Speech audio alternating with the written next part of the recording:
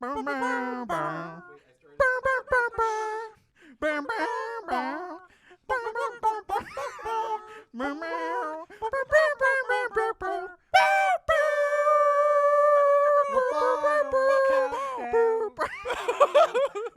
guys, to the SecuriTEA Podcast, episode 3. The last episode came out, I think, 1 week ago, but it was recorded a few months before that.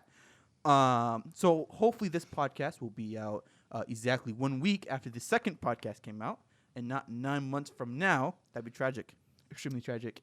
But today we have a little bit more extended podcast.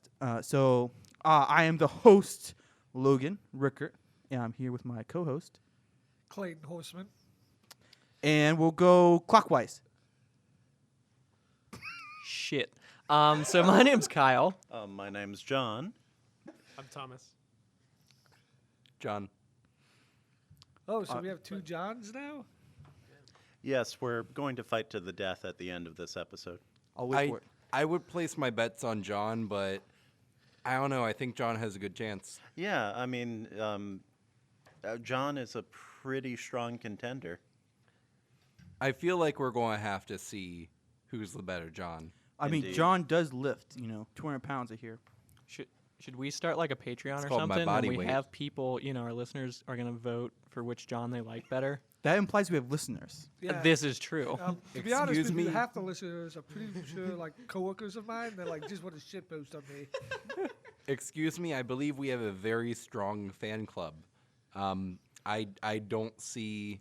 Yeah. Yeah, did you know Will? Hey, did you know Will Was showed that our podcast a to sentence? DVN? Wait, seriously? Yeah, supposedly.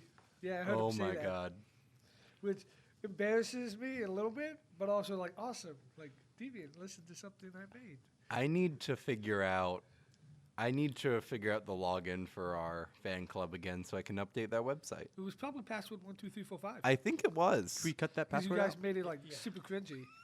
Yeah, it's the password. It's literally password 12345. I believe the account is SecuriTEA Fan Club.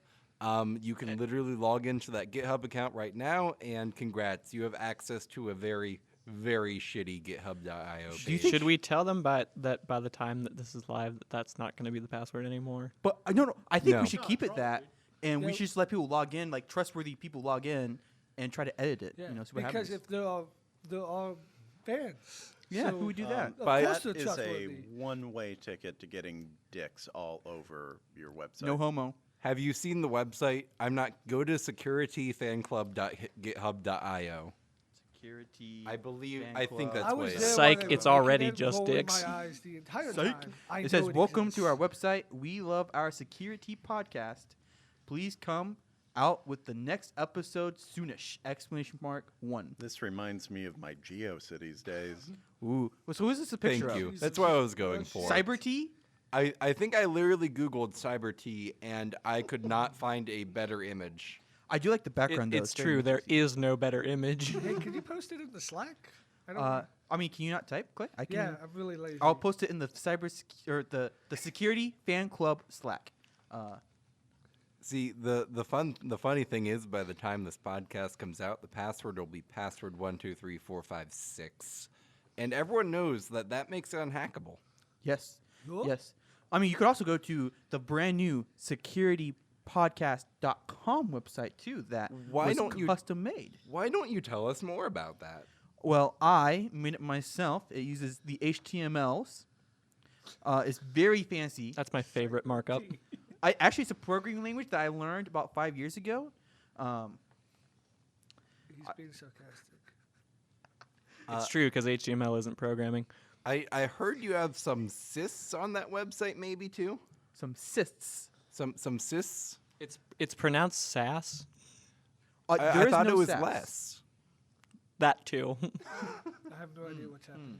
I Well, don't anyways. like web dev. I just know terms. Yeah, that's basically what web dev is. So you can find a link to the first 2 episodes. We provide lovely YouTube links if you would like to watch the podcast on YouTube, or you can look on the iTunes link or the RSS. There feed, could be some or- dank comment wars about which John is better. Yes, please post a comment on anywhere that you would like, saying about how dank which John is. Just remember, we won't read it. Okay, I ju- will just read to it. interject. Just make sure you differentiate like a high pitch John and the low pitch John. Just all right. So if you make a tweet about it, just tweet me at POTUS.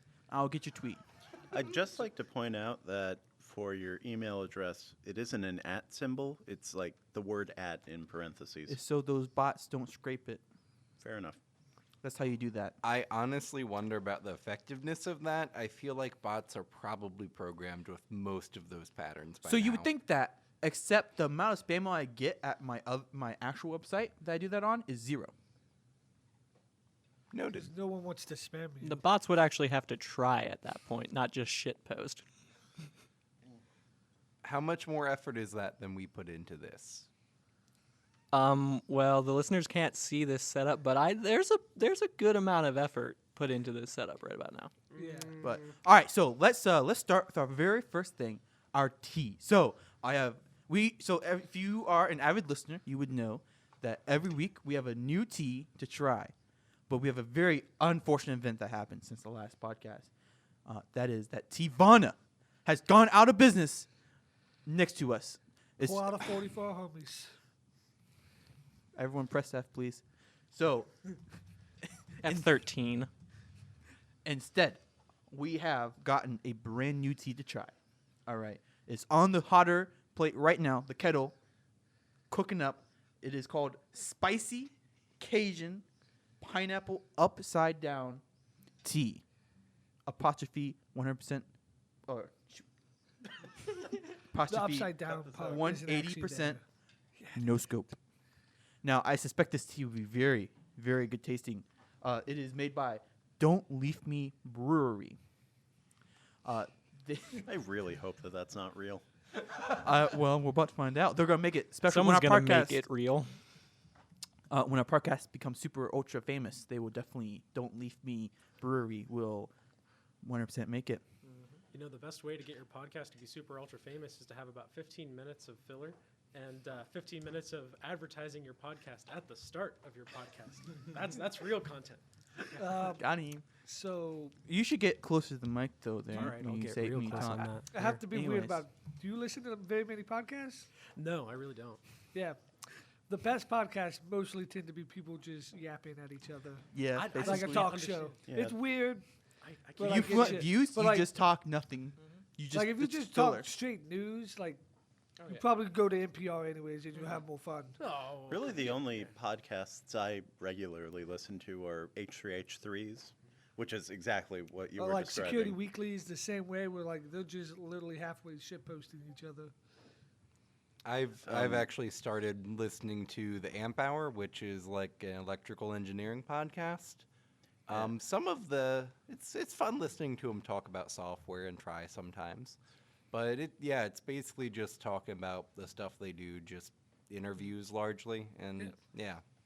Yeah, podcasts are, basically just guys broing down, like, with chilling with your friends. So I think the main people listening to the podcast is just because they don't have friends. Whoa. So they All podcast listeners have tons of friends. They have us. That's at least 2. Yeah, Since most of our listeners are sitting here right now, yeah. that's not true. Hold up, Logan. Go look at our YouTube video, see how many views we got. 54. Yeah, we got more friends than you do. hey, at least like one of Or those was your from bots are Germany. At least one of them was from Germany. That Yes, was they one. watched it for 3 seconds. Yeah, that was a 3 bot. seconds. Wow. What did you say? How- Say that again. Someone from Germany watched the podcast for 3 seconds on YouTube. What is our longest view time? Probably me. Which is about 2 minutes. Hey. So what was the average view time of the first podcast? I think like 1 to 2 minutes. Really?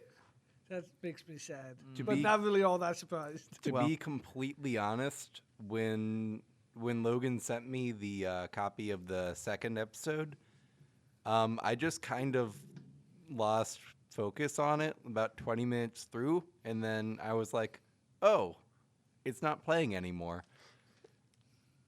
Dang. You know we why? gotta fix Because it's that. only 20 minutes. It's It 33 was minutes. like Yeah. 30. Oh, so you missed like 5 minutes. I have no idea what happened, and oh well. I mean, I was there, but it was 9 months ago. I thought it was a pretty good conversation. We had talked about good news, one login. So, do we ever escape the meta of talking about the podcast and create a podcast? I was just gonna say, do we actually have a list of topics? Yeah. Yes, we we do. do. We have a very long list of topics. I usually, the problem is with the podcast, once we get to the news, I turn it off. So I'm trying to create as much content as I can before I have to turn it off whenever I just regularly listen to it, That- All right. I think us talking about the news is extremely boring, to be quite when I listen to it, We're gonna shit post about the news. That's the All point. right, Well, all right. yeah. Well, so the tea though, we're going to take some drinks of the tea. Once we're finished with the news and the podcast is about to end, we'll take some nice sips of it and see what it tastes like. What do you think it's gonna taste like, John? I feel Well, like you see, Wait, no, the other John. I feel like it's going to taste spicy. I don't know. Something in the name just gives me the sense that it will be a flavor I don't want in a tea. I don't know. What do you think, Thomas? What do you think about the tea? I think it's going to taste like a little kid that plays Mountain Dew, but plays Call of Duty, but it's going to taste like Mountain Dew, right? All right. What do you think, John? I think it's gonna taste like a kid that plays Mountain Dew and drinks Call of Duty. All right. What do you think, Kyle? What do you think? Give me the shout out right here. What you thinking? So Cajun, I think, is like a Louisiana thing. So it's gonna taste like crocodile meat. All right. I think you're mixing up. I think you're mixing that up with Florida. It's possible. There are crocodiles in Louisiana. I've never been, but I'll take his word for it. Yeah, I'll trust you. I don't. Clay, There's a what lot do of illiterate people too, but whoa, cutting that. Well, I mean, at Are- least unlike Florida, the state isn't just built on top of crocodiles. It's built on top of water. All right, Clay. What do you think? something levy joke. Hey, that's the perfect place to be to brew some tea. What do you think, Clay? What do you think this tea is gonna taste like? It's gonna taste like sweet Popeyes. Popeyes, like the That's getting pretty close to Louisiana. What are you thinking, like Popeye, like the fast food restaurant, or like the vegetable Popeye? Or like There's a vegetable called I thought there was Popeye? like a Popeye vegetable. Am I crazy? I Popeye have the no Sailor idea. Man's beefy arms. It's actually. Why would I know what his beefy arms I- taste like? I don't know. That's Logan, your problem. I think the vegetable you're looking for is spinach. Yeah. yeah. Like what Popeye ate. Brussels sprouts. Apparently, I'm lying. So Yeah. Surprise! I'll cut that out. Don't worry. That's how I write all the time. I just cut out things I'm wrong about.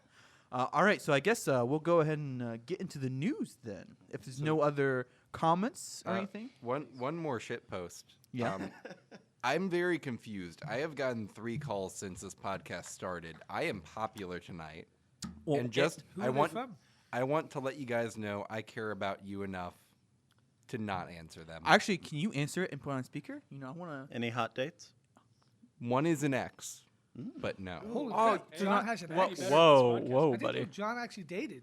I didn't realize. I thought they're telemarketers. Fuck you too. I think he's I lying. didn't.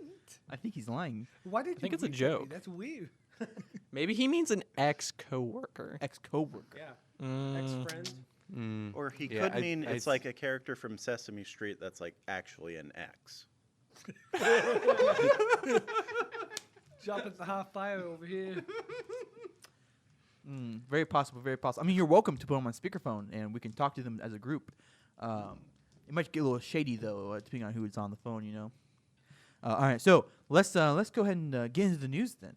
So the very first article right here, do Super Ballin'. Do you want me to send you the thingy, Thomas? The list. Sure. Thomas. The very first article on this list here.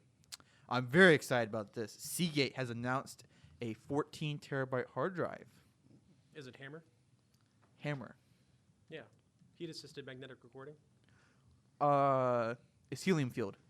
Oh, okay. Okay. Yeah. Then we so- got yeah, some the helium Hammer. Drives, the helium drives. Sorry, That what? thing? Isn't Pammer a thing? Mammer was a thing. Oh yeah, Microwave- oh microwave yeah, assisted yeah, magnetic Mammer, recording. yeah, like Mammory. Yeah. That's what I They- remember. Uh huh. Yeah, the engineers over at all the drive manufacturers have really been edging all of the people who like to download the internet's porn, and saying, oh yeah, we're gonna have Hammer next year. Woo, get ready. Gonna have 20 terabyte, 50 terabyte hard drives. It's gonna be amazing. And then the next year it comes out and say, oh yeah, just next quarter. oh, it's next quarter. Everybody's been getting edged, man. I mean, it runs at 7,200 RPM, so I've got a 10 terabyte hard drive at home. It's nice. I have multiple VMs, both my Steam and both my Windows and Linux Steam libraries, and various other things all on the same drive. Yeah. I've got about 70 or 80 terabytes on my main rig. No, because I need more capacity. I'm not too concerned. If you want, I'm not capacity. I'm concerned about the reliability of the drives. Now, I'm fortunate enough to never have a drive failed. I still have a drive that's been active 24/7 for over a decade now, and is totally still running solid. So, GG. what's the brand? I actually don't know. Oh, the I best actually don't kind. know. I really don't care. I just look at capacities and is it grinding? Are the heads grinding on the platters or not? So And, you're if running not, at GG. RAID 0? No, I don't have any. I'm not running any RAID configurations at the moment.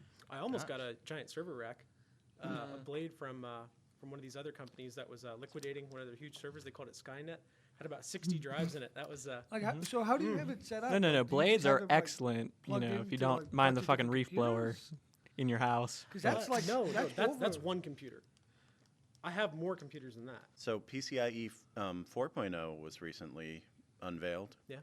I mean, the drives, if we're still speaking about drives, I mean, generally speaking, they're so slow in comparison to any, like even PCI, 2.0, that, or even less than that. You really don't have to worry What about the size are bandwidth they constraint. each? Are they like all 10s? Oh, it's been an amassing collection over the years, because I started an electronic business when I was 13. So it just kind of kept scaling up. I mean, at the time, it's like, Look out, we got a how- badass over here. You don't understand. Clay really needs a new home for his porn collection. Well, no, like I looked for a very long time and I didn't find a single server motherboard that had more than 6. So this is where the misunderstanding is assuming that they're all internal drives, right? A lot of these are external, so they're over USB. Yeah. Oh. So I mean, while I do have a lot of internal drives, and you could take apart the external drives and use the SATA if I really felt so inclined. Shucking. Shucking. Shucking. What do you mean? Like corn? You shuck it?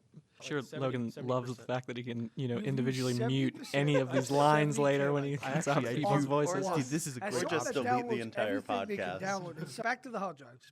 So what do you have? Like, what is taking up that 70% of 70 terabytes? I thought we already discussed that.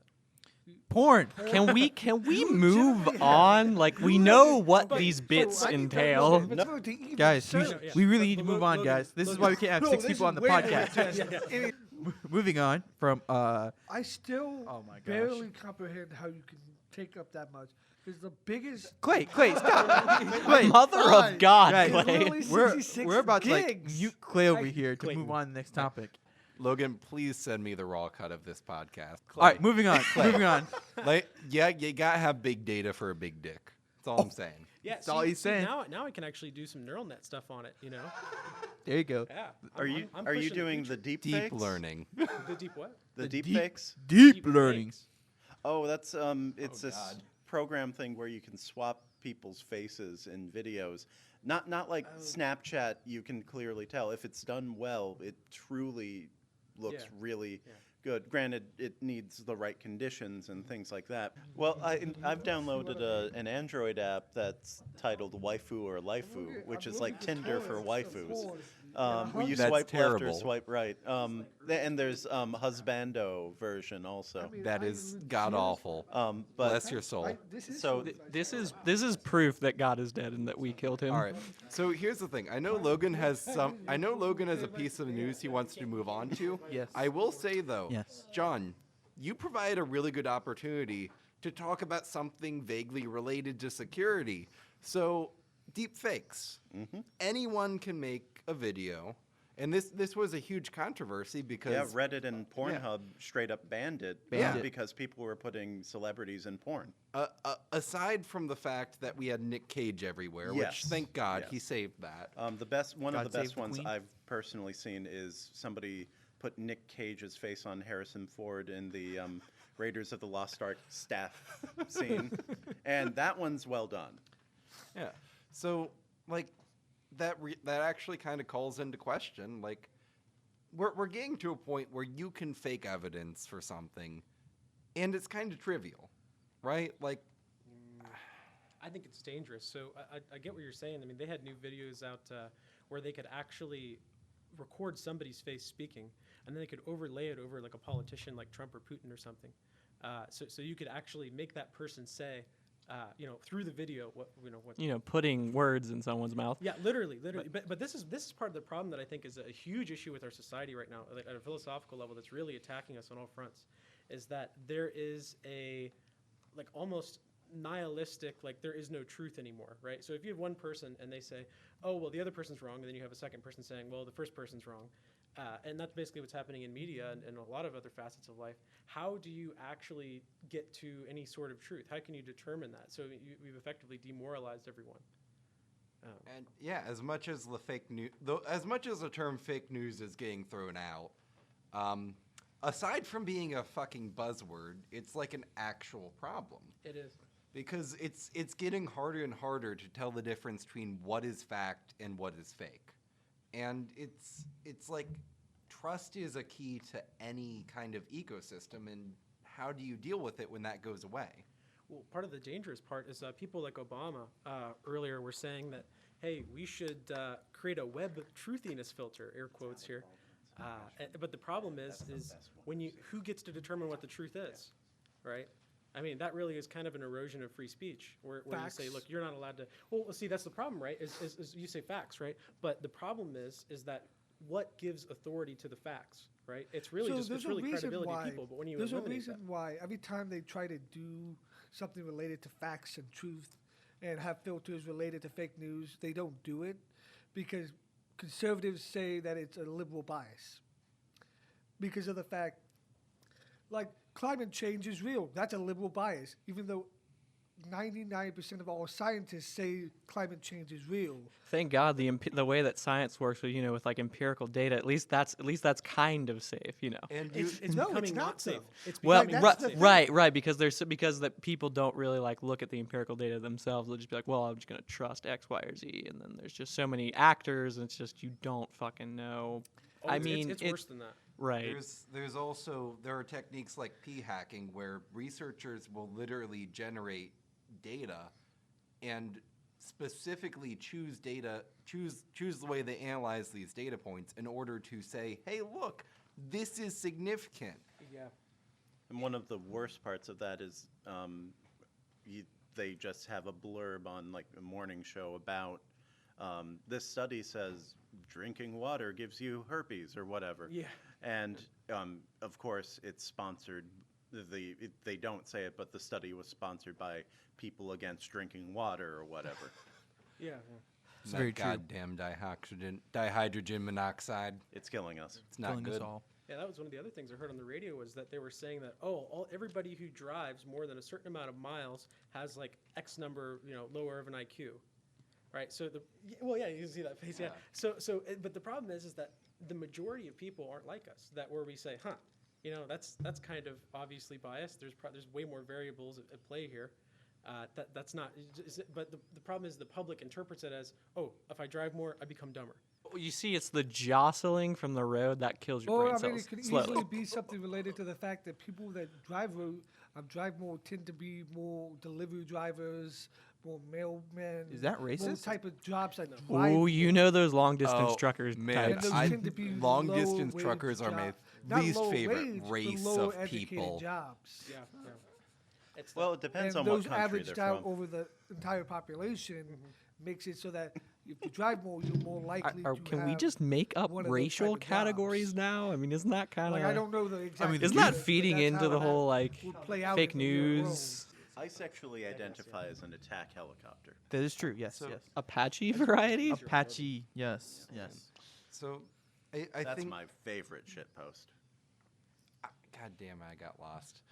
What are they shitposting about? I can't tell what something is I gonna wanted to get out cut at some and what point isn't. is the other problem is the reason we've got a problem with fake news, the reason we've got a problem with people trying to make the data fit whatever their goal of a quote unquote fact is with these scientific research papers like the reason that people, I'm saying those are two separate problems. I want to make start making more of like an epistemological kind of argument. I think it's really interesting is that like for a long time, for several decades, we went really down this path where like we only like empiricism as like a way of determining what's true or what isn't. We kind of like throw out logic. But it's interesting because we've gotten to the point where we just have so much goddamn empirical data, and that we do end up seeing these problems where like it's just to the point where a researcher has a theory or has an hypothesis, and it's like, well, I'm just going to keep collecting data or find data that I like that's going to support my, my viewpoint, but not. But I think it does. It does, and I think that data gets thrown out. And I think it's I think it's. So basically, you're trying to discredit all science because that is science. No. I think no. I don't think. That's not what we were talking about. We were talking about fake news, and you're talking about all researchers lie, basically. He never said that. He just did. Researchers are looking for the data that they want, and there's no way for you to know whether that data is real. So you can't believe any scientific research unless you do it directly yourself. So you said it earlier. The issue is the main issue is that we as a society we encourage the proliferation of fake news. We encourage the proliferation of these research papers because what happens is the public sees this catchy buzz, this catchy headline, and they like hearing about that shit. They don't want to listen to the boring old facts of most actual legitimate research papers, and so that basically encourages researchers to start going for the buzzwords. When someone uses the term fake news, they're not talking about buzz pseudoscience. No one when they use the term fake news is talking about buzz pseudoscience.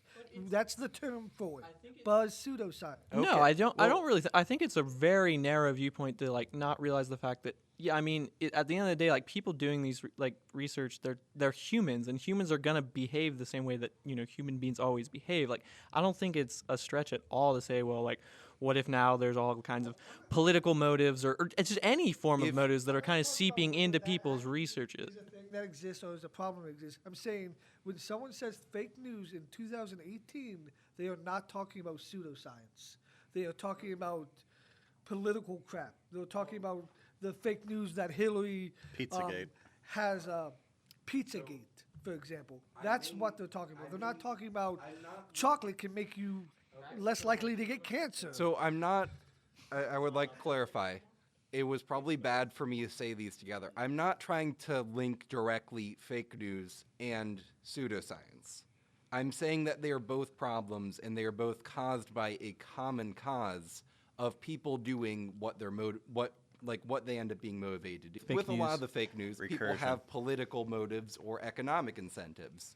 With your pseudoscience, it's a Russian nesting it's at a point where the researchers are like, well, I could make money doing actual science, or I could make a lot more money if I do some fake science that people get excited. We're doing this with the realization that this channel will probably be muted. Oh yeah, definitely. We can say anything we want. Actually saying that. So very often, it goes up on something Logan's hot bod. Saying that this hot bod. Article says this. Hot bod. It doesn't really say that. Sexy. Oh baby. Most of the research is solid, and it just kind of hints that that's. What's your fantasy? I don't have one. Logan desperately wants to end this topic. Next topic, guys. Next topic. Security, guys. All right, Social Logan. communism. Logan. We're not politics. Just Train. put that all in a side episode and link it, and there you go. If people want to listen to us rant about that, Politics, then they can click that video. We'll I keep don't it think out. so. The next topic is about crack attacks. So that's a super new topic. No, it's about key reinstallation attacks. So it's breaking WPA2. Yeah, by this seems forcing kind of late to reuse. be talking about this topic. However, this is the first episode since that attack has came out. So what are your thoughts on it, Logan? I think it's very interesting. Well, when it initially came out, what were your thoughts, at least? My initial thoughts were everyone's screwed, and then I actually read it, and I was like, oh yeah, this isn't gonna actually affect me. Yeah, I the thought. way it was sold was very much like everybody needs to update all your routers, update all your devices, and everything. It was like a doomsday I would call like to for. clarify, is still a good idea. If there's Well- a software update from your vendor for something like that, it's probably going to Well, fix some security like it bugs. was very much came off as it wasn't a client-side attack, and generally, like it came off like if you just have a router that is just being an access point, it was vulnerable to it, and which at that point, like those routers are never going to get updated, so that's a huge problem. But it's only an actual attack on your actual computer, and people are very used to doing auto updates and stuff. So like at first, people thought like, holy crap, there's going to be millions of routers that don't get updated. So this is going to be easy way into networks. Then once the actual details came out, like boom, oh, this was way overblown. Like yeah, I need to update, but this isn't that big of a deal. So the thing is, if you can successfully carry out the attack, you can basically view all of the network traffic that's going over there. To be fair, depending on what you're doing, it may not be a big deal because even if you can see the traffic to a website, most of those are going to be HTTPS these days, But for like even example. then, like most systems, like if it's running Most- Windows 10, Windows 10 forces you nowadays to auto update your client, so it's not Yeah, most modern systems are not nearly as affected. Yeah. I believe the most affected system, was Android Marshmallow, I think. Like Linux was the Now- one that actually like screwed it up because they actually implemented WPA correctly. Windows would never. It was weird. Like they said Windows was affected, but when they also said Windows wasn't affected because of the fact that they didn't implement WPA correctly. Yeah. Now, And like if Windows isn't affected, that takes most of the clients off of the table, other than Android devices. yeah, now I will say still, it's not like a trivial detail, and especially with the way that Android is fragmented. Yeah. Like, I still use Android. I know that there are people who will tell me I'm wrong, and I probably am, but You're wrong. I like it. The Android- key is you have to have a device that's going to stay up to date, and if you buy one that doesn't get updated, that kind of sucks, and it kind of sucks that that's really your only choice, in all honesty. I personally think they shouldn't be allowed to restrict updates because, like, at There- a certain point, if you stop supporting it, you shouldn't be allowed to break the ability for someone to update because they Yeah. do a lot of active efforts so that you can't install custom ROMs. And at the point where you stop updating that device, you should have an update that removes those custom ROM restrictions. I personally think. And I would agree with that. I know that it may sound weird because I literally will only buy a device that I can root. And it's for that, or that I have an unlocked bootloader specifically, and it's for that reason. Yeah, like when I've been, It's like I want to buy something that can be hacked into yeah. because that's the way I can keep it So with, updated like, as long the as no year one that else I- gets physical access. the year I took time out from Apple physical devices, I got access. an Android device, and I had the unfortunate luck of getting a device that like was bootloader was locked, so I couldn't actually root it. And that is most of them. Yeah, which is like, why? Like, if someone wants to do it, you should let them do it. It's their So- computer. So I mean, Someone gets an I Android device agree, because they want but- it to be more open. Otherwise, just get a freaking iOS device. I agree, but it is so there are security implications. Like for me, Yeah. I realize if it's physically lost, it's fucked. They got it. Do you Physical have access encryption on your means it's device? broken. Do you have encryption on your device? My data is encrypted. Okay, Yeah. good. If they get your phone, just if someone capable of modifying your phone maliciously gets a hold of it, it's lost. Yeah. You can't trust it anymore. Well, yeah, like did No you matter hear what. recently about the But- Celebrite stuff? Hmm? Like Celebrite just came out recently that they have a way to get into iOS 11. Oh shit! Yeah, they have no, a way I'll to need to look put at the that. encryption on it. I'm on iOS 9, so Jesus Christ! But yeah, I think so it's like all the way 9 to 11 actually. so But like Celebrite just came out like saying that they have a way to get in, which is like, well, F. But the other thing with unlocking, with like restricting people from unlocking the bootloader, is it still is a security thing. or it's supposed to be. If you had regular updates, it really wouldn't be nearly as big a deal. Yeah. Like, you can't modify, you can't just like reflash the firmware on a registered iPhone, for example. And I'm assuming one of the big reasons that you can't just fucking flash a ROM from the bootloader on Android is stolen devices. There are a lot of cell phone thefts that happen. So you don't want someone to be able to take your phone and then just be able to repurpose it for themselves by like resetting it back. Well, yeah, there's a lot of key signing and key verification that goes into the process. And the of other thing is, if someone can put on a if someone who, like, as an average consumer, you don't understand what this shit is. You don't understand like the idea of different firmware on your phone. Yeah. So someone malicious gets a hold of it, modifies it slightly. You don't want them to be able to flash that on your phone and then suddenly, oh look, I don't know there's anything different, but there's a secret background there's a backdoor running on it now. Yeah. To be fair, most people that make a living by stealing phones, I don't think that's really going to be a concern, from their end. It is it can because be. if they It's a were able to roadblock break and it discourages it because stealing it is kind of risky. And if more and more phones make it if more and more phones are impossible to get back to a state, to a factory state after stealing it iCloud discourages activation that. lock greatly reduced the amount of iPhone thefts that happened in the country. Like even the FBI said that because of the fact that if I have my iCloud account on here and you steal it, it's literally a worthless brick. You can't do anything with it. No Apple Store will help you at all. There's no one that can help you. Celebrite could help you now because they can break the encryption somehow. But then, how much are they going to charge you? The other thing, when Celebrate, you look I'm pretty sure only offers that service to governments. Isn't it like $5,000 a phone? I didn't know. I don't know the price. I wouldn't be surprised if it was. Because that's the thing is, at a certain point, you have to consider what is your actual threat model. Yeah. Because someone who's going to steal your phone is not going to go through that. Yeah. Unless you, and at the point where that is the FBI is on your threat model, and you probably have worse things on your threat model too, like Hellfire missiles, which are they got my phone. I think the missile is something you should worry about more.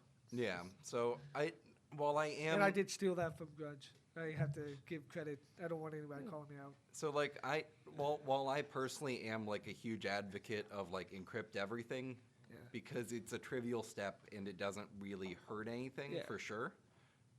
Most people don't necessarily need that because they just don't have anyone who's interested in obtaining access to the files on their device. But a lot of times though, it's all low-hanging fruit. It's if you dangle it in front of someone, someone will grab.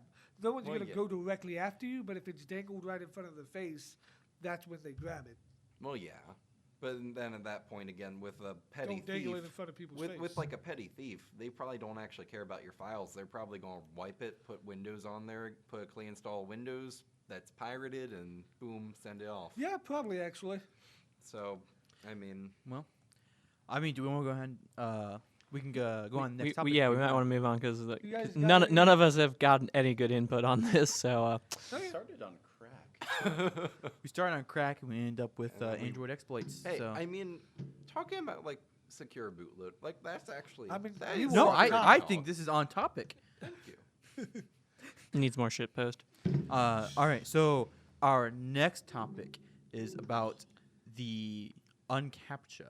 I don't know if you've seen this or not. But basically, is able to defeat Google's audio reCAPTCHA system with 85% accuracy. So how are they achieving that? I'm going to guess, just because of the way this world is going, it has something to do with neural nets, but I don't know. That's a good guess. AI did it. I mean. No, I was seeing something the other day. They just had pictures of a road. It was a car driving down a road in summer, and they were doing some weird shit with neural nets where they were just okay, make this winter now, and it was 150% believable. It was absurd.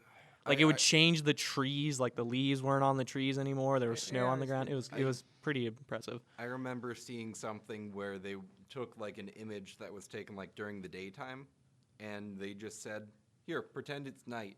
So all the buildings start lighting up, it's weird. Like the sky changes color, and it looks somewhat realistic. That one wasn't perfect, but it was getting there. It's getting better. It's And- getting considerably better. Yeah. All right. So it says how it works is the format of the audio capture is varied by length series of numbers spaced out, read aloud at various speed, pitches, and accents through So- background noise. So it does the audio capture, not Yeah, the the audio not capture, the Oh image yeah. yeah, capture. I actually did hear about. Yeah, this so on basically- Security Weekly and stuff. Yeah. What it does is it parses out those segments and then it uses audio transcription service such as IBM, Google Cloud, Google Speech Recognition, Bing Speech Recognition, and then it ensembles the results, and then whichever one is the most common, it uses that as the input. That is So- ingenious, though. So it's So basically what- using Google to Google's- defeat Google. Yeah. That's what I was about to bring up because that's fucking hilarious. I'm mean, so I mean, glad Google it's- came up with that capture system where like it just detects You your just click it? Google, it detects your Google traffic and then Yeah. Bing it works without having to do anything. Yeah, it's actually like It's more than just your Google On- traffic and stuff. but as much as people tend to hate captchas, and they're not great when like it is an extra step to deal with when you're like signing up for a website or whatever. Like some of them make you like fucking fill it out to like submit a form even. But as much as they suck for like as much as they can suck for the human, it's amazing how far they've come on usability, and they do provide a really huge value to the websites that use it. So I mean, I don't know. I respect Google for. I do CAPTCHA. hate it when Google forces me to train their bots by saying which tiles of this picture are cars. See, but that's just Well, brilliant. Well, you see, the problem is it's funny that it can be complained about for a simple CAPTCHA, but then we're using YouTube and using Google Chrome, and they have all of our browser interactions in history. I mean, And we don't pay for that shit. If you think CAPTCHA is I use data form- Firefox. Yeah. Oh well. I mean, do you Fucking use hipster. Google on do you use the Google search engine on Firefox? Depends on what I'm doing. Sometimes it might be DuckDuckGo. I use Well, DuckDuckGo farms you as well. I use DuckDuckGo. I trust them a little bit more on the tracking. Something, and then I Bing. usually add the Bing G to a search query anyway. I also have a host of add-ons like Privacy Badger and uBlock Origin. Do you use uMatrix? I What is don't know about uMatrix? that one. It's a bitch to get working, but it makes you feel good. Is it similar to NoScript? It's so basically it like is- any- it is more than NoScript. JavaScript So- isn't realistic on the internet. So what uMatrix is it's from the same guy, I think Gorhill, right? Who has uBlock Origin. It's from the same guy, surprisingly. But it basically gives you the ability to control what kinds of content can be loaded from which domains. So the default rules let you load anything from a first-party domain, which is basically the website you're on or a subdomain. And then you can, like, everything loads from, like, different CDNs or ad networks. So as the ad network's blocked by default, like, just like you block Origin, like, it just won't load those by default. And so what ends up happening is a lot of websites start out broken because they try to go to their CDN. Sounds just like NoScript. Yeah, but as you're using the web, you can just enable like per domain, and you get more granular control. Not just scripts, but you can control what can load images, what can load iframes. Also lets so you get iframes are off around- by default because those are a huge security issue when you're dealing with like, yeah. So iframes are just disabled by default for like everything, so you have to like turn that on, which I think is actually really smart, and I like having that control. Add-ons like that also let you get around certain annoying website features, like when news websites. I can't do air quotes on podcast, or I would. Certain website hindrances, like news site when they like gray out the website and have like a sign up for our But newsletter the thing. content still gets served. That's the fun part, is when they send you the website, but then they just hide it with other stuff. Yeah. The best example I can think of is back when the whole SOPA thing went down. Remember when Oh. Wikipedia blocked Yeah. itself for a day? I was using NoScript, and I did not see the block because I blocked the part of Wikipedia that was doing it. I assume I assume when Reddit did the same thing, right? Or I some don't remember. subreddits did the same thing. Oh yeah. Well, yeah. Yeah, I assume that was probably just also script or maybe CSS or Mm-hmm. something, just adding something in front. It's funny because then SOPA fails, and they say, "Oh, well, let's make Pippa," and then there's a slightly less backlash, and then Well, that they fails, and then they literally make- and then they just make the other day CISPA. passed a new one. They're passing stuff all the time. Yeah. Yeah. What I are we talking about now? I- I don't really. To be fair though, I really Why don't did want. this get on politics again? Yeah, I was about to say let's just not get too deep into the politics here. And It's Clay's fault. It's Clay's fault. I All right, wasn't here. so It's always Clay's fault. I think we might skip the next I topic. don't know, but just I blame Clay. so What to is the speed next things up, I think we might just skip the next topic, which is Meltdown Spectre. I'd like Oh, to. yeah. I'd like to elect Vermin Supreme for president. Anyways, I want so- my Have pony. you guys All right, so came up with anything constructive summary. to say? You've probably heard of Meltdown and Spectre. Wait, are we supposed to skip it? Just a quick summary on that. all right, 5 second summary. All right, so modern processors have features to speed them up, and they can. You have a lot of like if All right, 5 seconds up. statements, Time and to go it'll next topic. basically say, Yeah, that's it. You Okay, don't. We're fine. not getting into this. We're Fine. just gonna say we're just gonna say dank branch prediction. Gone wrong. Yeah, Gone sexual. gone very wrong. All right, now I'm actually very excited for this Why is it next dank? topic, guys. Oh, it is. Why wouldn't it be dank? It is John's. This John, left John, no, John on the right. The smart one. Spork on the left. The other Spork John. on the left. It is about. So John gave a presentation at the Cybersecurity Club meeting. It was and, terrible. we recorded. I actually think it's actually a pretty good presentation. But It was awful. I just wanted to say a quick update on it I thought it because was this great. came out after the last podcast, before now. It's at 502 views Oh dear lord. and 14 upvotes, 0 downvotes. Ooh, that's an infinite rating, guys. So I have a good ratio. if you there. guys have not seen it, which you probably haven't, you should definitely check it out. It's very interesting. It's about or return don't, or don't. There are better resources on the internet. I just wanted to get some of the members of the club to actually learn this stuff. Also, Git is not valid in C11. It is not. I put Just that on an the FYI. example slide. I didn't even try to compile that code. You got called out, dude. No, so it's a video about return-oriented programming. So, So it's give us a quick overhash of overview 5 second of your summary. talk. All right. So buffer overflows, basically when you're trying to exploit a program, it's a standard buffer to overflow like on the stack. You basically go past the data, and then there's a little bit of there's Return pointer. yeah. I'm trying to think of how to like say this for an average person who might not know shit about security. Oh.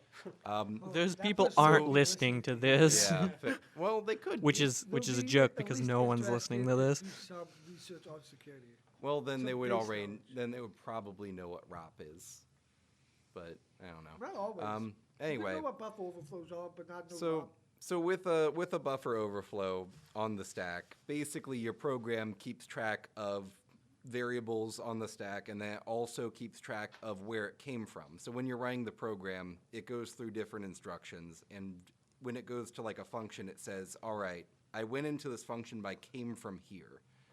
And the way that that's set up, if you write more data than should fit in a variable, you can actually change where where the program ends up going back to. So you can put some code in the program, and you can have it return from the function and run whatever code you put there.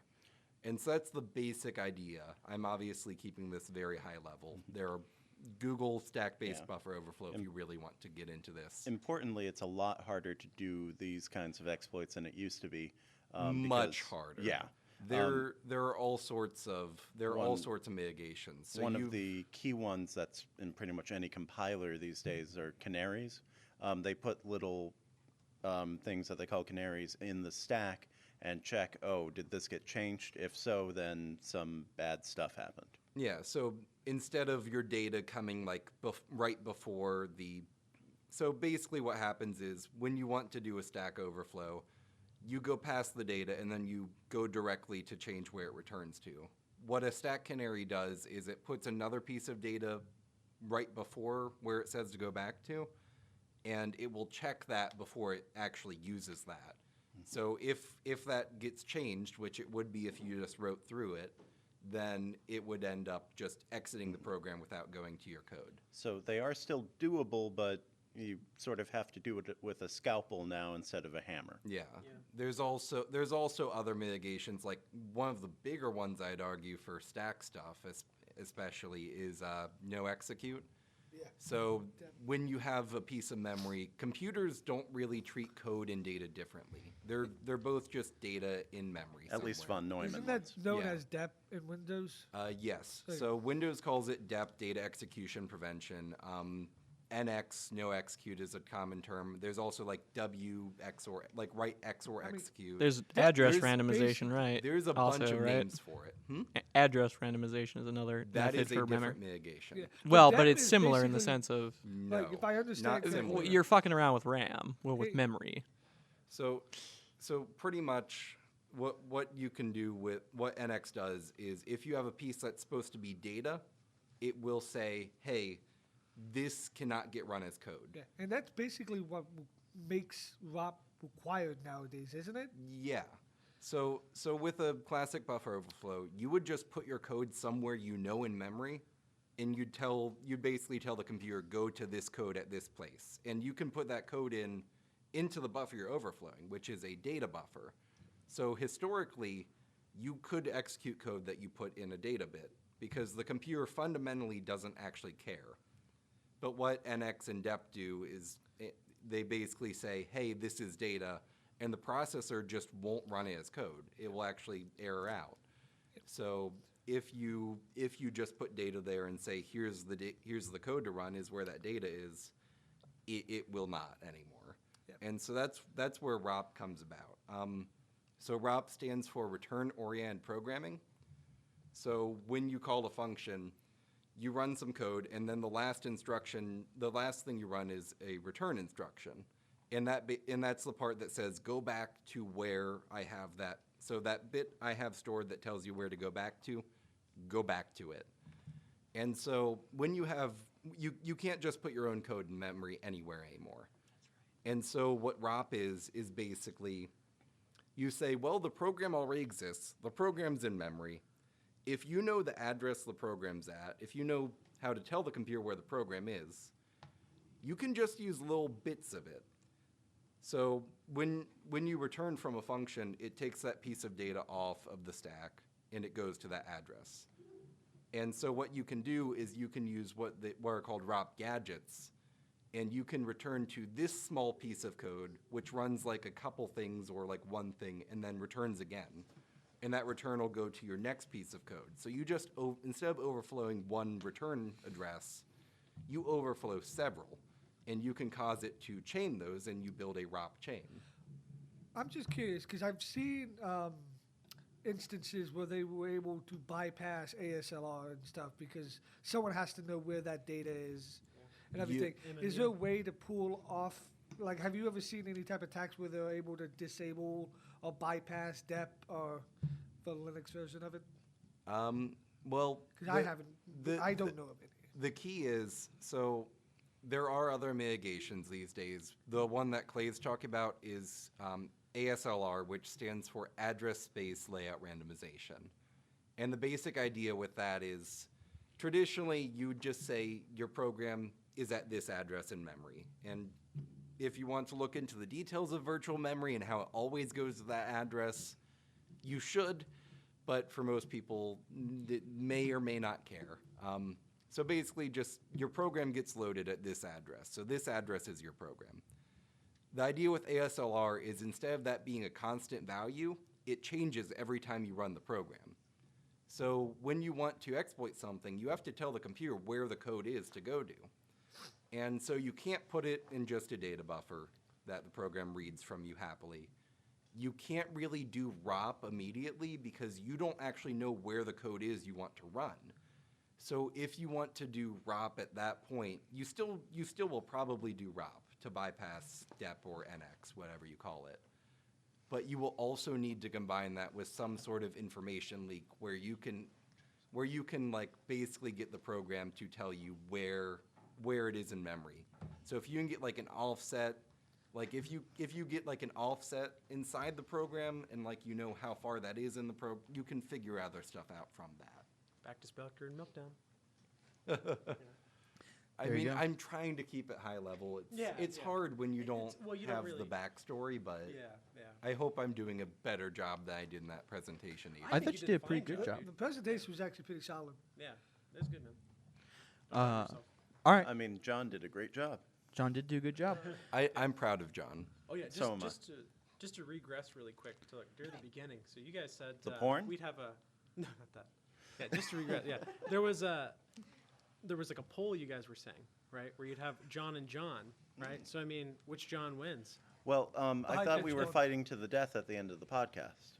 We you are, can do but that, there yeah. there is also the poll. The Yeah. poll is Oh, independent so we're of the beating each fight to other the with a death. poll. Yeah. No, Do you guys, no, no, we no, a can't straw do poll. that. Do you Okay. guys get to rock paper Moving scissors this over which train John back you on are at track. the end of the poll? Hey guys. One second, how one about second. we move Uh, back on track? so- John, and okay. So if you go to strawpoll.me/1534257, you can vote for which John will win. high pitch and low pitch. Does this poll expire and will it Make expire different before by this high is pitch out? or low pitch. It does not expire. I already put it in. I put John and then John. So high pitch is top and low pitch is bottom. So unless is you're there any dyslexic. distinction between the Johns, like John 1 or John 2? No, it just No. says John and Good. John. But Good. high Good. pitch is the first John. Low pitch is the second John. Please Actually, remember that when you vote. It matters. we should put this there's on a Twitter. spell. We should put up a Twitter poll. I No, forgot that's a Muncheo. thing. I'll post on to Slack Make so sure we Lil can Will know. please vote. Everyone. Yeah, he'll advertise it for us. Yeah, he'll get way more responses. than So we please go ahead and give it a vote if you're listening to this podcast. So we will look at the results next podcast. When By will the that- way, hopefully next week. thank you for still listening at this point. If you actually are here, And sorry Yeah. about I the don't know politics. how much is getting cut out. For all But of the this is bots still probably pretty late. listening, we thank you. And sorry for the. Thank you, anti-Trump. Germany. All right, the next thing on the topic list is the CSS keylogger. That thing was All balls right. to the wall, amazing. Now, apparently, I was watching. I know John talked about the channel last time, Live Overflow. They had a video talking about how apparently this is not very new.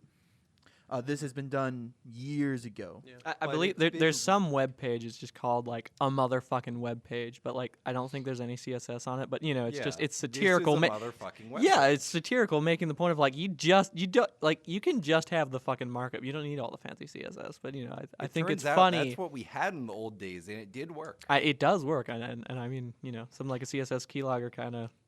Well- It's another point to be made of that satirical So site. basically, how it works is it uses the input, and then it's able to. It's basically whenever you press the key, it loads a background image at, in this case, localhost /plus, then wherever /1/a/q, and then you can just look at server logs and see who voted, or who pushed what key. So a couple notes on this. It is somewhat limited. Very the limited. way that works is it will check on any field that I think it like looks specifically for a password field, right? Yeah. And then it basically matches on the last character in that field. So what happens is as you're typing, the last character changes to whatever you made it, and that causes a different CSS selector to take hold, and it will try to load a background image. And that's kind of interesting. Like that's actually very common if you want to like steal credentials, is to just use a GET request, because you can throw that in like an image tag, for example, on a website. The beautiful thing about this, though, is people, like, if you look at the source, it's not going to be there. If you, common behaviors of, like, okay, I'm going to look at the source of this page. Okay, there's a Well- JavaScript thing. I'm going to go through the JavaScript. It is not super common for people when they're looking at the website to go through the CSS. That's not going to be on my list of main No, choices I- that I inspect the page with. And, like, that's why it was so interesting to me, because CSS is, like, normally seen as innocuous. Yeah. Is like So whatever. I'm just going to say you are interested for the wrong reason.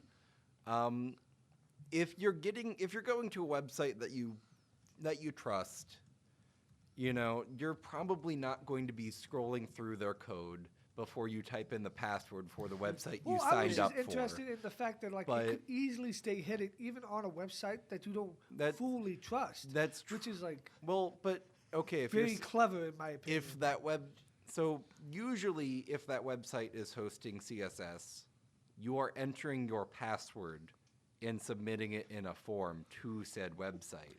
The interesting part comes about when you have websites that support custom CSS like Reddit. So, like Reddit, Go ahead, John. every subreddit can have custom CSS, which is what they're laughing about over there, is a particularly intentionally bad CSS layout.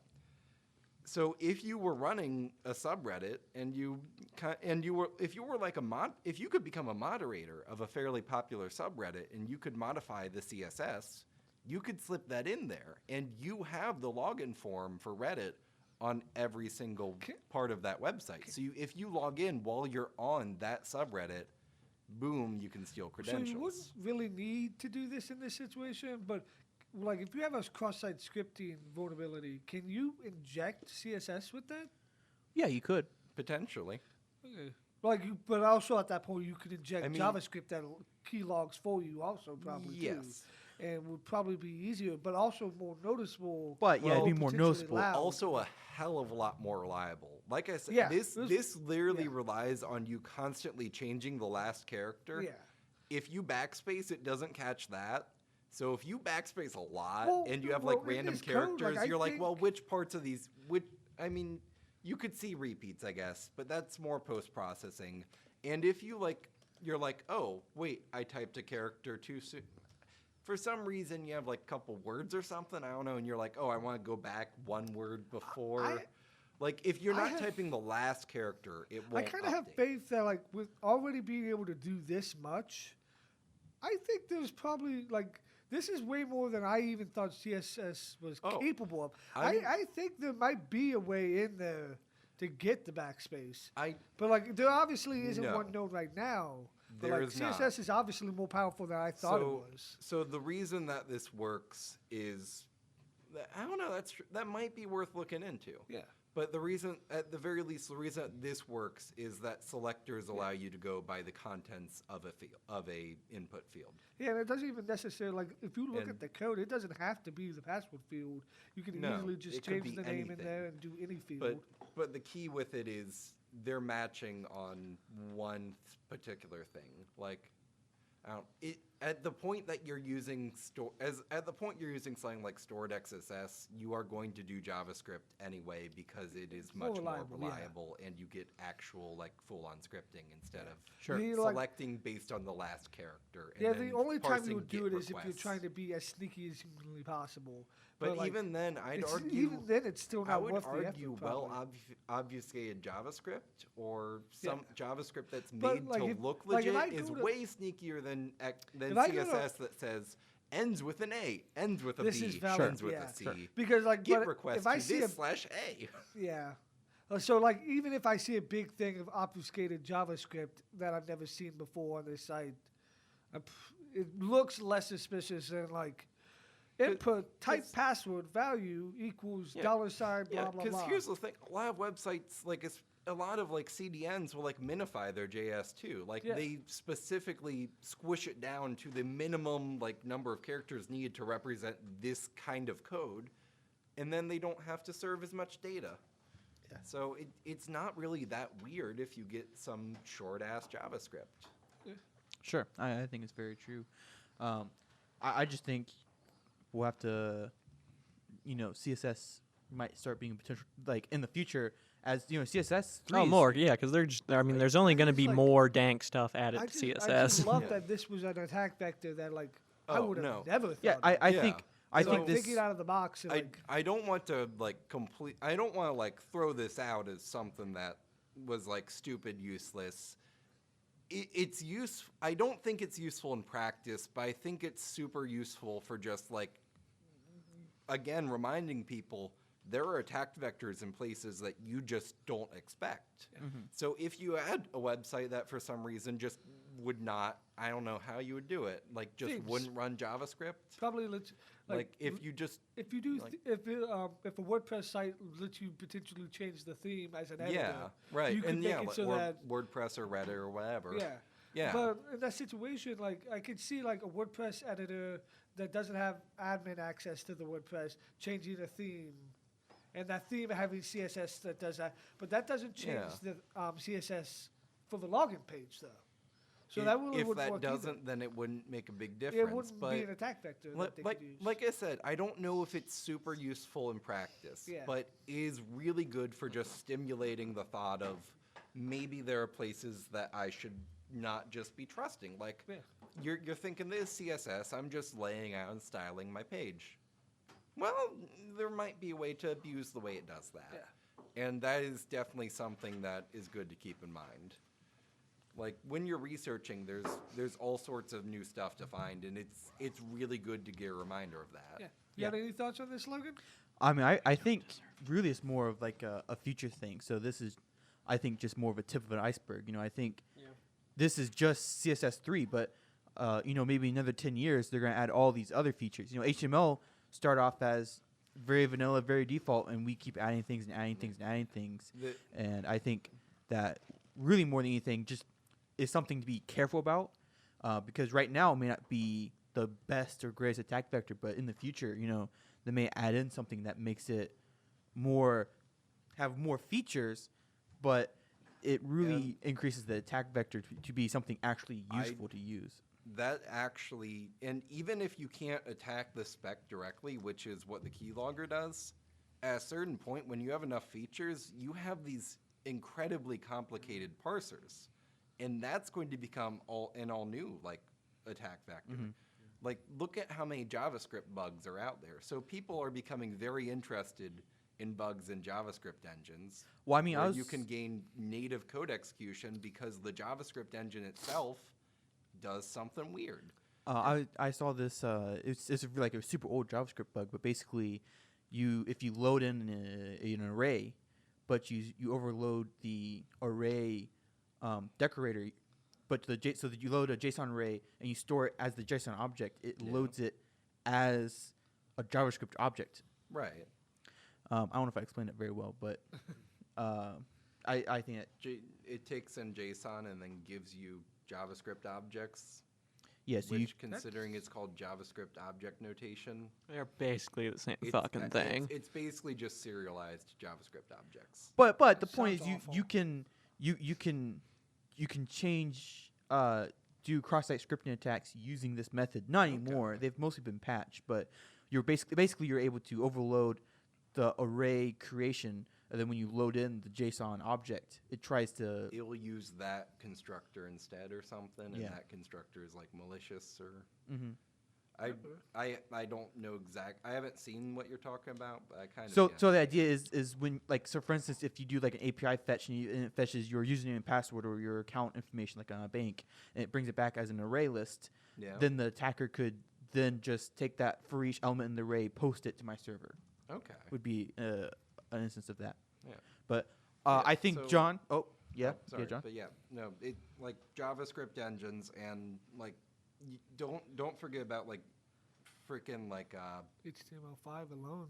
oh no, that's going HTML5 actually could be a potential large surface like attack surface.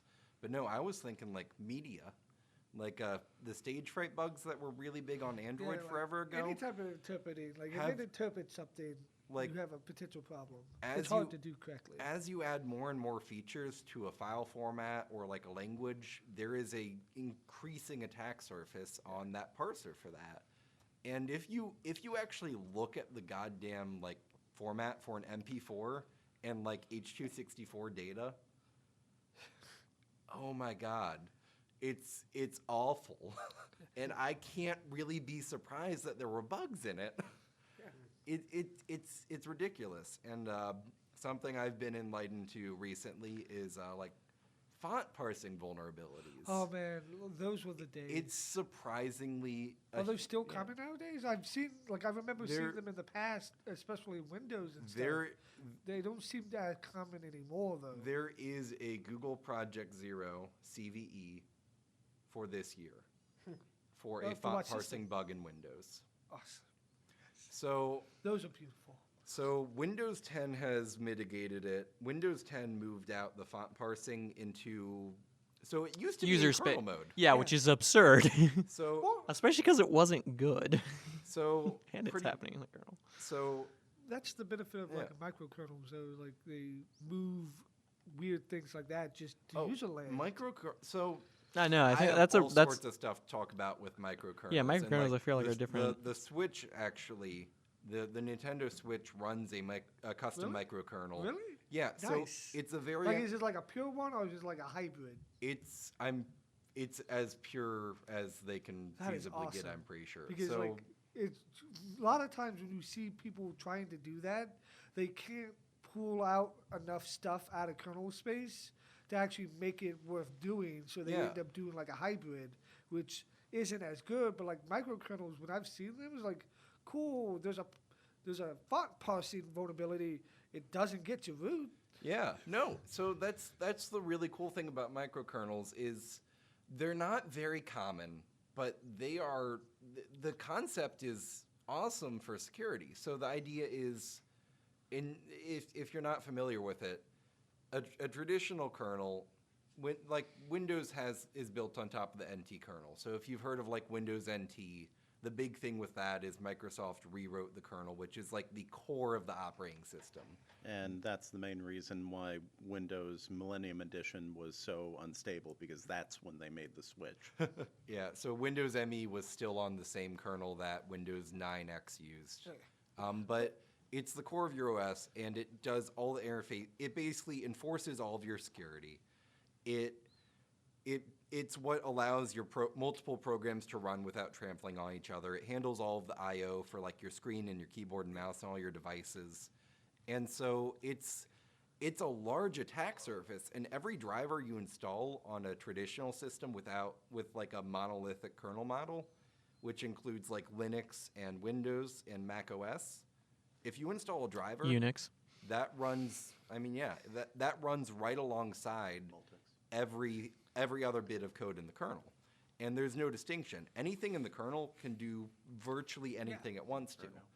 So the idea with a microkernel is instead of putting that, so the kernel is specially privileged. The CPU treats it specially. The code in the kernel can do things that code in user space, which is like your programs, can't do. And so the idea of a microkernel is instead of throwing all the drivers and all of the services for like handling memory, handling program loading, instead of throwing that all into the one kernel, the kernel is a very, very small thing. And everything else is broken out into services that get run in user space. It still does. Most microkernels I'm aware of still does like memory management and process management. Yeah.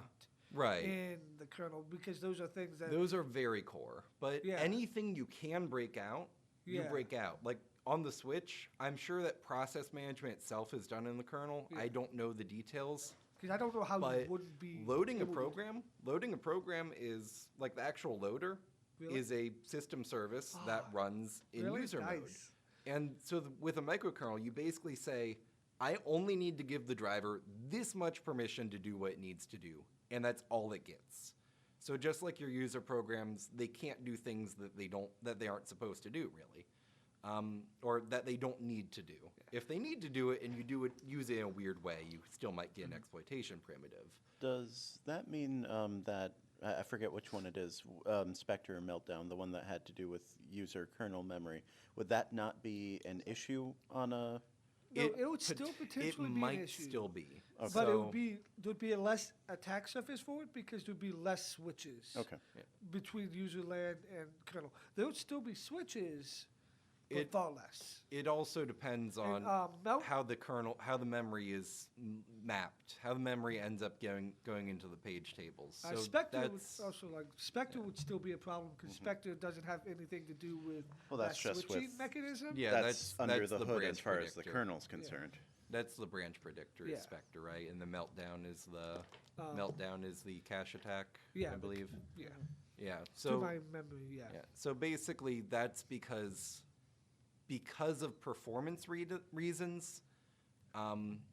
Basically, there are bits set to say that a user program can't access kernel memory, but the computer's still aware that the kernel memory exists, even when you're running the user program. So your program needs to say, "Hey, kernel, I need to draw something to the screen, and I can't draw things to the screen because I don't have permission for that." So your program says, "Hey, kernel, draw this to the screen for me." And to make that faster, the kernel memory, all the memory the kernel needs to do its work stays loaded, but the user program can't get to it. What Meltdown does is it basically finds a way to avoid that security check. So it's able to ignore the fact that it's not supposed to access kernel memory, and while it can't access it directly, it can get an idea of what's in it because it's still loaded. Yeah, because Thank you, Intel. At least my understanding was when you load into kernel memory, the system automatically loads that into the cache because it tries to make each thing fast. So when you pop out of kernel memory, that memory that was in that kernel memory is still in cache potentially. And you can that's exactly what it is. You can use that fact that it's still in cache to predict certain things. I don't know the exact ways that they get that privilege escalation, but they can use that to detect like where it is, what it is, and things like that, based on the speed that they can access that data. Yeah, which is fucking fascinating. So it's like really good research. Because the processor still knows about kernel memory. Like the processor still knows that this memory is kernel memory. It still knows that even when your program's running, your program just can't access it. But the Spectre's or Meltdown it's a speculative execution bug where basically your processor goes ahead and to make things fast, it runs a couple things ahead of where you are. And it tries to access that kernel memory, and that ends up going through the cache before it gets to the processor. And basically, it tries to do things faster than you would expect it to, and that's great for performance, but it ends up leaving side effects. Yeah. So it stays, while your program never sees that memory directly, it'll actually never deliver that result to your program. It will stay in cache, and you can see cache is just a way of speeding up memory access. So you can see, is this fast? Oh, that was in cache, and you can abuse that. Look into the details. If you're somewhat understanding what I'm saying and you haven't looked at the paper yet, you can probably understand the white paper, and you should read it. Yeah. And if you want a more easy to understand explanation, Computer File has a good video on it as well. Yeah. So Is good. it actually good this good- time?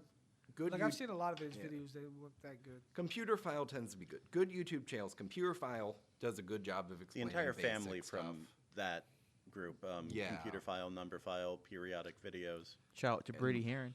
Yeah, you hear that, guys? There's tons of great content everywhere else. Not here though. Got him. Do you listen to No, Hello this is Internet? just- Oh, a that shit Thomas is, I Yeah. hate her. Also, I want to take a quick survey. Who listens to Hello Internet? Nobody? no, never heard of it. Why is Wait, it? is CGP Gray and Brady Heron? Oh, really? Yeah, Yeah, I I know both saw of him those, but I hawk haven't it heard 'em on together. one of his episodes once. I CP Gray, he's still around. and Brady Heron do a podcast together. He had a video a couple weeks ago Yeah, on no, he's sarcastic. on machine learning. You should check it out. It's actually. Ooh, machine learning Machine AI. learning, It's yeah. the He's future. petty- All right, so now Okay. after we talk about So- Spectre that we weren't supposed to talk about, Oh, and sorry. Meltdown, which we weren't supposed to talk about. Real quick on the Yeah. whole machine learning thing. Oh, no. Next Another topic. of my favorite. No, just real quick. Another of my favorite YouTubers is this channel called 3 Blue 1 Brown, and That's like it's the math the content. mathiest- He's the But- mathiest mofo. But he explains the concepts He does, so he well. does. I will Okay, give him so that. this He's is probably the related best to machine mathematician. learning. Yeah. So So three. Live Overflow. If you're interested in anything security, Yeah. related. Live Overflow is an amazing channel. So subscribe to Live Overflow. If you're interested in math in the slightest, the best videos I've ever seen for teaching people about math are 3 blue, 1 brown, and that's spelled with the numbers, not like the words. Subscribe to both of those guys. They're awesome. Are they spelled the color, not the numbers? Anyways, yes, moving on to the next the topic. words for the colors. All right, so Words for colors? There's no blue key on my keyboard yet, so. there is not. Yet. Live. Yet. Max for life. Actually, I have a special You don't have, numpad, and I can punch in the color code. Yeah, you type in the You don't have a 24-bit hex code. keyboard with macro keys? Yeah.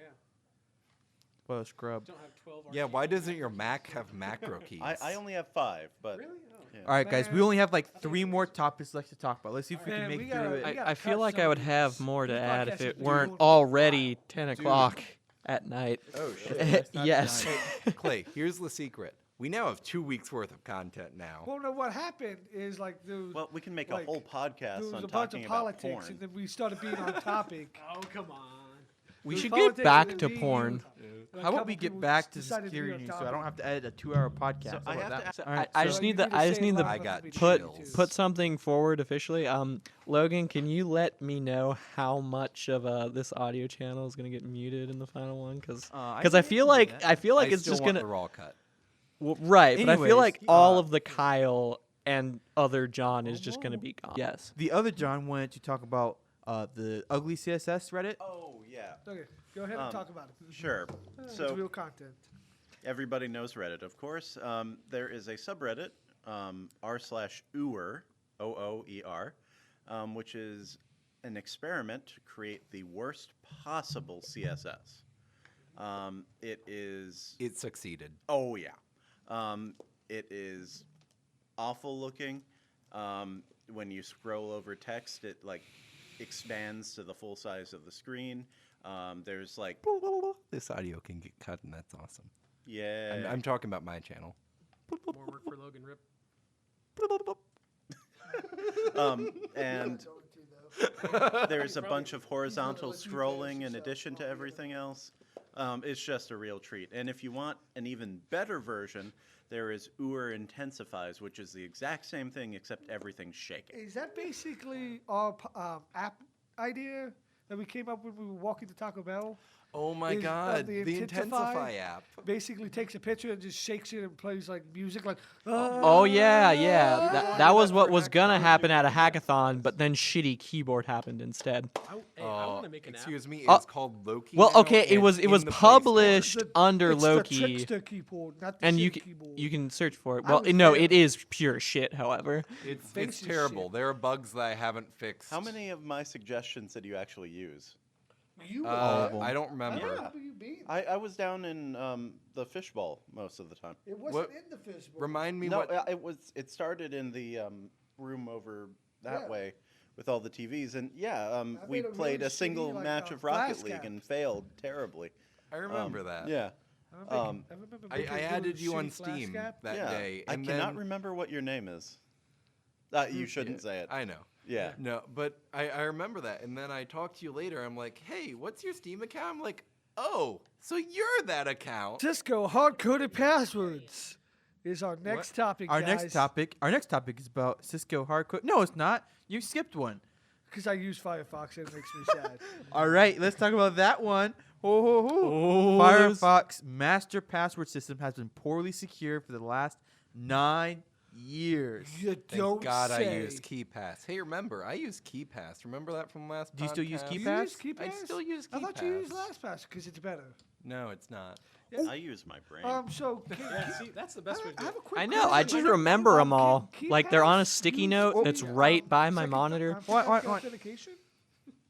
I don't remember. I think It so. can't. I'm pretty sure it can. Pretty sure it can't. I don't know. The I'd be other thing surprised if is it could. the other thing is you don't actually use KeyPass anymore. It's open source. KeyPass is like not great. You use KeyPass XC, which is a cross-platform Yeah. port. That's the one I've used, but like to my knowledge, it doesn't do two-factor. And I might be mistaken then. if they might have a plugin that could pull it off, which would make me reconsider it. But like I'm- that's why I use LastPass. It I supports mean, YubiKey. And honestly, I freaking you- love YubiKey. So I know that you can put TOTP, the time-based two-factor tokens, into it for like alongside your passwords. KeyPass? Yeah. So for like Google or whatever, if you want to use their two-factor off, you can actually store the password and the TOTP Do token. you know what the plugin is called for It's KeyPass? built, I know it's built into KeyPass XC. Is I that- don't is know that about new? when storing the database. I don't know when it was added, but it's there. Because I know last year when we went to Oregon, it was not there as a feature. I don't know, but it's there. Okay, I'll give it a look. See, So how many of you actually use password consolidators? I use Password Manager. I use I LastPass. don't. Really? I'm old school. I am as well. Yeah. We will be putting a poll on Straw Poll for this. So, Oh, yeah. like it's a provable fact that So- Getting the pa- audience password engaged. managers work. Well, okay, All okay. five hold of on, them. Clay. I want to know. So, John, do you use Password Manager? Nope. Okay, so Clay, or no, Kyle, walk me through. How do you do the no password manager scheme? How does it work for you? What do you mean? How does it work? So, I mean, How do do you you have like come a up with a tier unique- system? So, like, do you have you have like some passwords you only use on one account, and other passwords you use? Yes, just to throw yes, away? yeah. Like my real important passwords, like there's one account that has that password. So There are a lot of other ones that, yeah, they're kind of like all over the Your place. email, And though. like, Yeah, the ones you don't care about. How many other Mhm. websites have your email password? ooh, Because your email more, password is your most important password. more A lot of people forget about than that. more I than would argue there should be. banking, and then email's probably number 2. Well, Mhm. the thing is, you can reset all your passwords with your email password. Most. Sometimes. Fair. Most. Yeah. Well, So for that's me, why, like, a it's- lot of people don't consider their email password the most important, and it is the weakest link in the password chain. You could always. That's use, why my Gmail is literally 100 characters. It's like I don't know it, and I could never copy and paste. Like I have to copy and paste it. You could always use multiple emails, though. You know, I have like a junk email that I use for all the adventure Well- question RuneScape accounts. Well, when I you know? ask you what your Well, that's when what I and then ask when you it about comes to, your like, banking, email, like, that's what what- the generated temporary email address Yeah. websites are When for. I well, set you up- got to be careful with that. when I because ask you lose your someone account. what the email, like what Haven't you that seen question the was obviously Penguin asking Club speedruns? the important email, not the Yeah. trash email. unless you're Like, I maybe don't care about Clayton's his friend. trash then- email. When I first set up KeyPass, I went back and changed every account that I cared about. I will say on the like RuneScape and stuff note, one account I deliberately didn't care enough to change is Congregate. Do you guys remember that website Yeah. when My Flash games were Congregate hot? Oh, password yeah. is That was 5 characters. And another one Mine a lot is of people 8. forget about is like, okay, so he has more than one website using his email password. How many websites are using your, what carrier do you use? Let's not say that. Yeah, my mobile carrier? No. That's Like, how many privy people use that information. password? Bad That's offset. that's Yeah, secretive. that's- that's like part of Like, like how many information you don't give websites? away. All right, no, so no. See? yeah, Like, so if you want you brute could force use my that. password, I basically halved the amount of effort you need to take to get to it. So Yeah. Mhm. But like There you then, go. like probably since only one password has that one super secure one, like website has that one super secure password. No, a That's lot your of a banking. lot of sites have like pretty secure passwords of mine. I'm just saying, like, not everything is a unique password. all right, so But they're moving all on. passwords that are like 15, 20 Moving on. characters. Anyways, Moving on. I mean, they're anyways, not- moving on back to It's- this. So basically, It's a whole Uh, other. I didn't read it too closely, but I guess they were storing the passwords using a low iteration SHA-1 hash. Brah. To say Bcrypt that or was scrypt? insecure for 9 years. is- Decrypt and scrypt. The Shaw And I'll of get I'm it. Iran. doing the OK sign with my saying hand. saying it was insecure for 9 years for the longest time. That's- SHA-1 was considered secure. I will say that's Everything's That's secure until you figure misleading out how of to a break it. like Yeah. headline. Well, no. So the reason they say that is because they say someone posted a bug tracker entry 9 years ago saying, "Hey, you should maybe check this out because this is gonna be easily brute forceable here Oh. soon." Well, so did you say Shaw? But it one? like took SHA-1. Like So Shaw you're talking 1? one bit? Like what? No, No. what Like is Shaw 52 No, SHA one 56 is bit, right? SHA SHA one like is version. But like 152 SHA-1 bits, I just wanna got say. brute forceable. 152 bit? Or 192 maybe. so it has a SHA-1 I think it's function. 192. Not Okay. a power of 2? All right, guys, Yeah, listen. Okay, MD5 is Guys, 128. I'll tell you- SHA-1's 160. Hey, let Logan 160. talk. All right, I'll- 160 I'll tell you according guys. to Wikipedia at least. I'll tell you guys what it is. It says SHA-1 function that has one iteration, meaning it applies just once, while industry standard regarded about 10,000 to be a solid minimum, So, while the application of LastPass uses 100,000.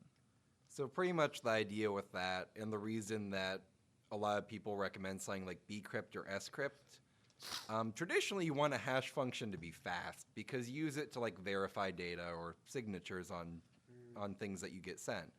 So the problem with using that for something small like a password is it's really easy to just guess a password, hash that, and then see if the hash is the same. Yeah.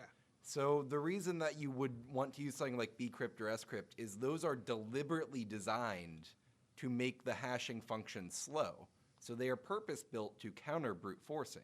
Yeah. Versus SHA-1 is not. And that's why, like, 10,000 iterations, that's just a way of arbitrarily stretching out the time that it would take to brute force something. and Maybe check we the should SHA-1 consider them hashes. a different category than hashing then, just because, at least the way I've But been it's taught, still hashing. one of the It's still hashing. It's just they're different applications. Yeah. Okay. Yeah, I mean, They're both cryptographic They're- hashes. Yeah, they're designed to counteract vulnerability in Yeah. hashing as a security measure. They're both good for the areas they're designed for. Yeah. yeah. Well, I mean, look at Bitcoin mining. You have HSA, Oh. or SHA 256, right? And then you have people designing ASICs for that. Like Yeah. all these So AMP miners that have been around since did like you- 2012. But then you have other algorithms like I think it's like Kryptonite for Monero. I mean, that's so computationally intensive that you Yeah. it's ASIC resistant as well. So- it's very hard to even So build they certain- make algorithms to make it hard to do it on ASIC to make mining sensible. All right. We'll finish. All right, guys. So for the let's- record, I did once see a recording from QVC where they were wondering whether the moon was a planet or a star. Okay, guys. So we are going. Obviously, All right, this guys. has gone off the rails a little bit. Okay, more. okay, So Venus, we okay. we The other obviously one, there's don't no have time- moon. Hey, shh, for a second, guys. All right, guys. How about let's do the last three Clay topics in being like a serious. like a lightning round. All right. Well, no. Let's just Yes. call it. Yes. one. No. Begin. No, all right. Right. Begin. Cisco hard-coded passwords. Bad. Thoughts? Bad. bad. Don't do that. Don't do that. All right. Next one. Handbrake Cisco. website hacked. Bad. Bad. Whatever. Don't do that. Don't do that. This is why you shouldn't Vulnerable pirate. Docker VM. Okay. Last thing. Vulnerable learn. Docker VM. Good way to learn. Wait, Good. vulnerabilities in Docker? Fuck. No. It said they put it's a Docker of a vulnerable service. Okay. Oh, So okay. good way to learn. A good way to learn. So Good. it's like VulnHub but Docker. Yeah. Cool. So It's like a that honey is pot, obviously our but podcast for the night. On, a well, Docker. can I get one more thing out? Yes. That That I personally is a wanted to talk euphemism. about. Anyway. Yes.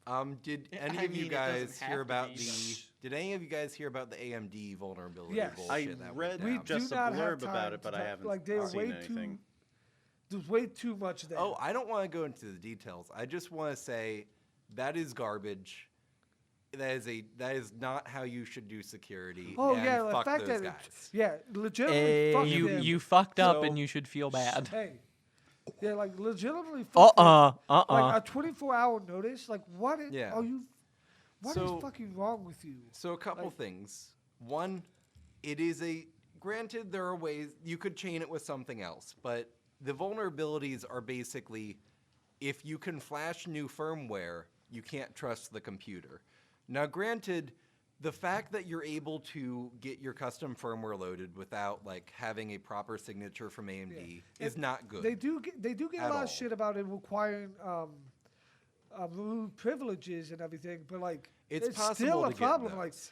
if I I'm- could yeah. perfectly change the microcode on an Intel system just by booting up a Windows system, that would be a problem.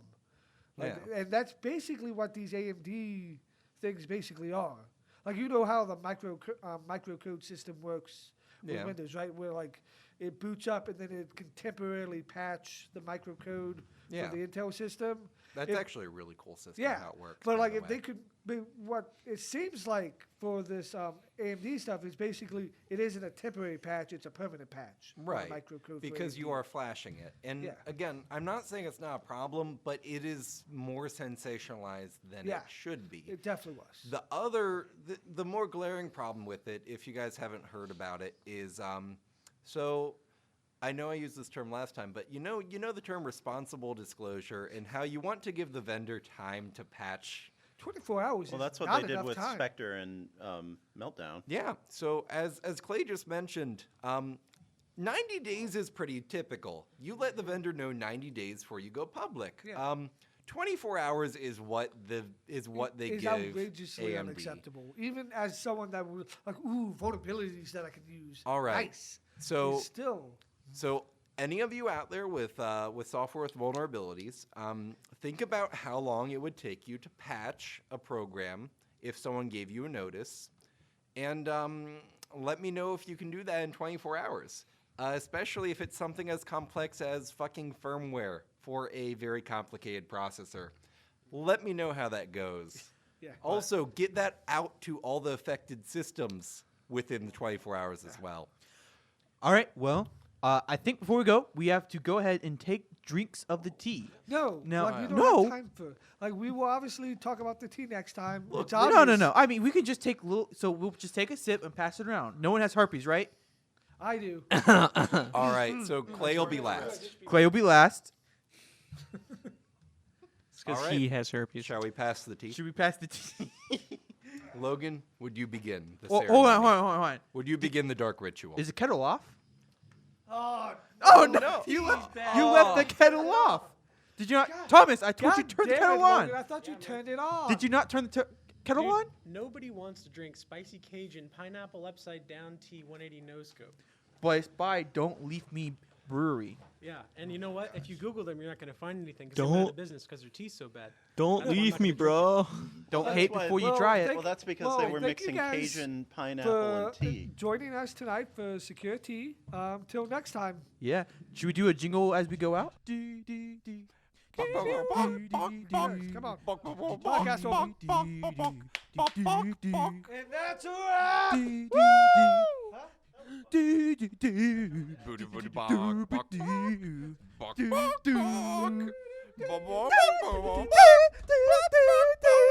Never gonna hit those notes. I have to ask, how are we going to determine which John is being referenced? We don't. It's not going to be you. Is your Jonathan H or the no H? No H. Okay, Yeah, we're well, both the that same. goes that. Okay. You spell it correctly, so thank you. So could it be like John 1 and John A? No, I Right, think we- we just say John and we look at the John we're talking Yes, Fair I enough. like that. Okay. Yes. Right, we have to show contempt that's for our not- listeners. no. We don't have to explain. We have to.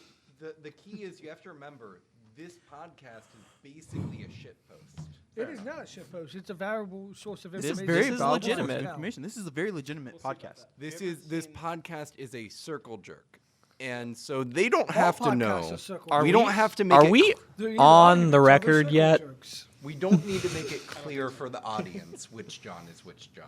Have you It's ever way seen better the with that. subreddit That seems- r/JohnTron? It's No, nothing but This, shit. the John thing Yeah. isn't really that funny. This is true. I watch his videos. I haven't. It's I not haven't gone to the affiliated sub. with John Drawn at all. No. So it's Oh, just, well, it's good- just good. straight shit post. I really thought it was. You Okay. know. So All right. Let's get started. All right. We guys ready to start? Everyone say hello, or I to start. Yeah, you're you Press- no, press here's space what to start. happens. Hey, I. You Aye, okay. introduce the show. You Because introduce I'm the yourself, host, where I Clay is the say vice hello, host. and then we introduce our guests. So are you the vice host or the co-host? Which one do you Co-host, prefer? we're Okay, co-hosts. co-host. All right. Also, guess. just so everyone knows, we usually introduce a tea that we'll be drinking this Hold on. week, but Tivana went out of business. Oh shit! Hold on, dude. Where do we no, go? You didn't even introduce the podcast. What? No. I'm He's saying not recording yet. for the I don't context think. of everybody. Are you recording? Well, it looks I like am, it's but recording. the podcast is Yeah. not started yet. For the context of everybody, but Tivana has closed for the context of the podcast. So All right, so we're going to have spicy pineapple. Give me more words for this tea. Cajun. Cajun No, spicy spicy pineapple pineapple- Cajun upside down tea. Upside down Cajun tea. Pineapple. Ragin? No, spicy. No, just keep it Cajun pineapple tea. Spicy Cajun pineapple upside down tea. Yeah. Why is it upside down? Because I don't know, you have upside down Could it be pineapple cake, right? inverse It instead? doesn't make any sense. Inverse Drop Remove an the OG outside, on that. upside down part. Upside down tea, 180 no scope. All right, we'll leave up to 188. So, but okay, so where is this tea come from though? Because Tivana closed, so we found it on 4chan. How about that? Also known as boom Can't find headshot. anything. Boom. That's Boom Okay, that's a headshot. vintage meme Boom for you. headshot. All right. That's old. Let's go ahead and start then, guys. Everyone ready? What? I don't know. Don't worry. The Congo. The Congos. I'll come up with something off the cuff. It's what I do. He says that he is not a off the cuff person. Congo not. Lee's tea? I don't know. like a brewery, is Tieria. Tiaria. Tieria. Okay. Congo Get ready. This is a Hey. shitpost. We told you it were. So we told you it were. Was. Smack the desk, man. It was. It is. What the hell are you referencing? We told you it is. A shitpost. There you go. Oh yes, this is a shit.